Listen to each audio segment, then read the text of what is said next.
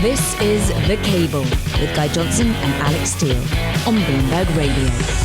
Welcome back. So the question that Alex and I have been asking today is, do we need to reprice Russia risk? And there have been two catalysts for this today that have really sparked this conversation. The first one was a decision by Russia to cut its oil output by 500,000 barrels a day. That's going to start next month. This obviously follows through on a threat that has been made basically to retaliate against Western energy sanctions. We can debate whether or not this is actually just a repackaging exercise. We'll do that in just a moment. The second one was the fact that we've seen a huge attack on Ukraine overnight once again, and that there was the possibility, though subsequently denied, that a couple of the cruise missiles flew across NATO territory, just kind of flagging once again the escalation risk that does exist around this conflict, particularly in the light of all expectation that we are now going to see a significant push over the next few weeks by Russian forces. So we need to debate Russian risk.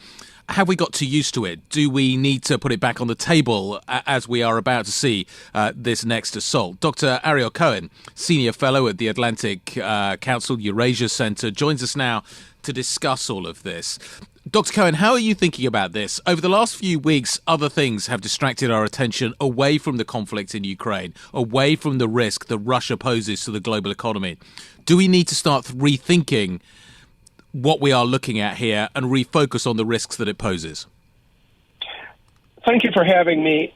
In terms of oil, we need to keep our strategic petroleum reserves as full as possible. So the old wisdom of buying on dips. Every time it dips, you fill your petroleum reserve. U.S. has about 90 days to go. Other countries have less. I think Europe maybe have a month or so. Mm-hmm. But I also calculate the decline of oil prices because of recession fears and recession anticipation, both in the United States and Europe. Mm-hmm. So we are in the Brent 86 range. It will probably trend down into lower 80s or lower. And Russia cutting 500,000 barrels a day hurts Russia more than it hurts us, because oil is a global commodity. It can be shipped anywhere in the world, and Russian budget is already running at a deficit. That's serious. Okay, so let's just unpack all that for a second. First of all, Russia coming out and saying they're going to cut production by 500,000 barrels of oil a day. Do we think that's a true production cut? And what's the why? It's a terrific question. The why is perception management. We are installing this price ceiling for sale of the Russian oil, and the Russians are saying we're going to retaliate. This is supposed to be a retaliation. On the other hand, 500,000 barrels can easily be filled from the Middle East, from Algeria, Nigeria. Venezuela is anxious to sell more. So it depends. Are we talking about the Urals brand, the Russian-specific brand, or are we taking a broader view of the global oil market in general? I am not very excited about 500,000 barrels a day.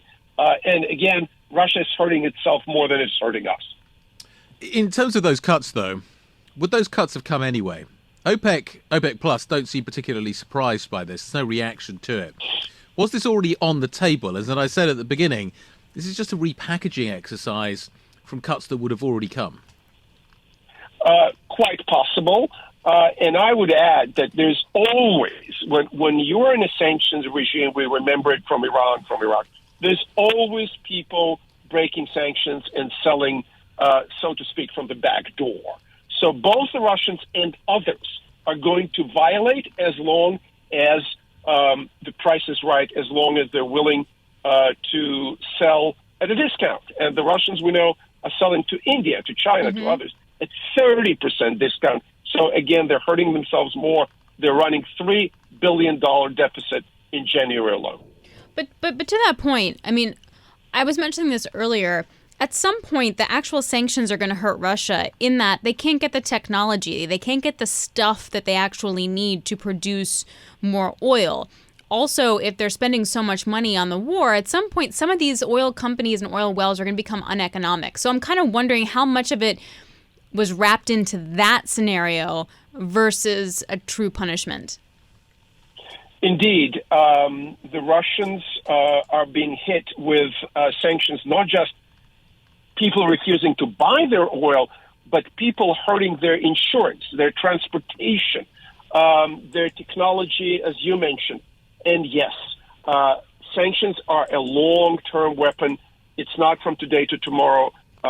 If the Russians do not change their behavior in Ukraine, which is absolutely horrendous, they are going to suffer, their population going to suffer, and sooner or later, there will be questions about the role of Vladimir Putin and his decision-making on expanding this war in Ukraine, denying Russia hundreds of billions of dollars worth of markets every year in Europe for Russian hydrocarbons, coal, fertilizer, you name it, and denying long-term perspective for the Russian high tech because they're not going to get those chips, those modern software, the management expertise. They're hurting themselves tremendously in the long term.